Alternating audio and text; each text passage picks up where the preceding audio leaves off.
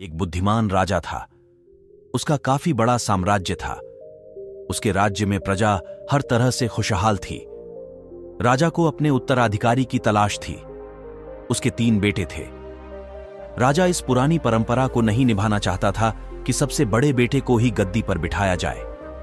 वह सबसे बुद्धिमान और काबिल बेटे को सत्ता सौंपना चाहता था। इसलिए राजा ने उत्तराधिकारी के लिए तीनों की परीक्षा लेने का फैसला किया। राजा ने तीनों बेटों को अलग अलग दिशाओं में भेजा। उसने हर बेटे को सोने का एक एक सिक्का देते हुए कहा कि वे इसे ऐसी चीज खरीदें जो पुराने महल को भर दे। पहले बेटे ने सोचा कि पिता तो सठिया चुके हैं, इस थोड़े से पैसे से इस महल को किसी चीज से कैसे भरा जा सकता है। इसलिए वह एक मयखाने में गया, शराब पी और सारा पैसा खर्च डाला। राजा के दूसरे बेटे ने इससे भी आगे सोचा। वह इस नतीजे पर पहुंचा कि शहर में सबसे सस्ता तो कूड़ा कचरा ही है। इसलिए उसने महल को कचरे से भर दिया।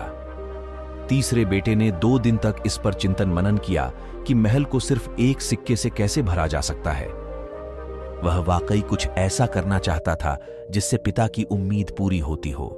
उसने मोमबत्तियां और लोबान की बत्तियां खरीदी और फिर पूरे महल को रोशनी और सुगंध से भर दिया।